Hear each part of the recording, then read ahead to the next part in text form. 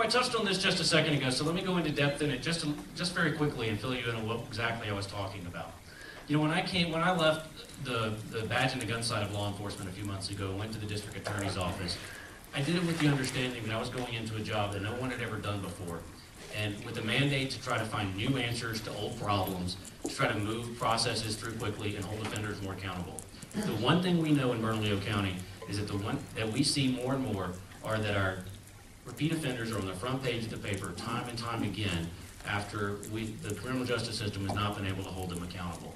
My very first task when I went to the district attorney's office was to address our budget deficits. So far in the last 2 years, we've had a 7.25% budget cut, and that equates so far to about 18 full-time equivalent jobs.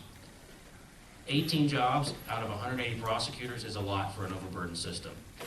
So I asked for and received the opportunity to go out and find the funding, fill out the grant applications, submit the grants through the U.S. Department of Justice and the State Department of Public Safety to fund 2 initiatives. Number 1 was the methamphetamine prosecution initiative. I know as being a cop that drug offenses motivate or are a factor in over 80% of persons who are arrested and booked into MDC. Chief Torres put that out in a news release not long ago as the county was putting their budget together. We actually think it's much higher than that, but we know that methamphetamine is the number 1 most abused drug in Bernalillo County. So we fixed that. We got a $300,000 grant to continue those positions. We got another $1 million grant to fund 12 new staff persons to target border-related drug violence. Those people are now working on our gang-related homicides. Those people are now working on drug trafficking offenses, and thanks to that work, we've done it. We did the same thing when it came to technology at UNM, when we were the first organization and agency to go to Santa Fe and ask for funding for the state's first real-time text messaging email alert system for emergencies. We put that in place, we set the standard, and we led the way. We know we can do the job. It's time to take our message to Santa Fe as well, and we need a sheriff who can do it.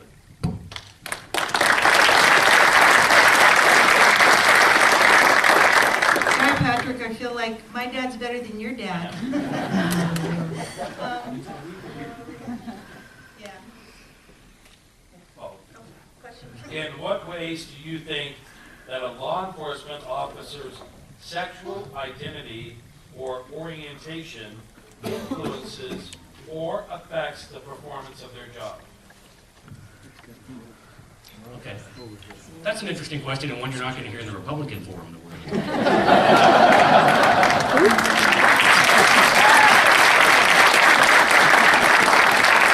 I'll tell you that since Matt and I came here to New Mexico, I think the first exposure most people had to Matt and I were from an article that the Albuquerque Journal did, because we were the very first openly gay police officers in New Mexico, male police officers. And the article really focused on Matt, who I'm very proud of, and really opened the door for me at the Sheriff's Department to be able to stand here, because he went above and beyond those expectations that people had at the department. And not only has he become a great detective, but he was their first openly SWAT member and a sniper, and now in their gang unit, and does a fantastic job and is loved by all of his peers.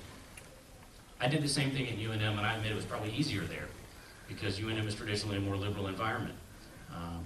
But I can tell you one thing I do know about sexual identity when it comes to this, and is that because I show up at a place where people look at me differently or perceive me differently because of something they think is inside me or the way they see me, I've had to respond and do better and exceed their expectations from the beginning.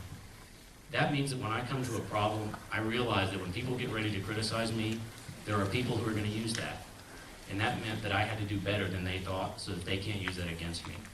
That's been something that I've learned. I know that's something that many of you understand, no matter where we come from.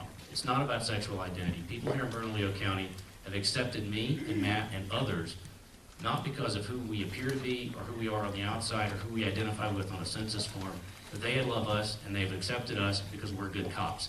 Look around this room, you'll see the cops that are here tonight. Ask them who they're voting for when they leave. Ask them if they care about a sexual identity. Ask them if they'd rather have a good cop be their sheriff and lead them and be the right sheriff here for Bernalillo County right now. And I thank our party for being the party that can allow someone like me to be here to do this.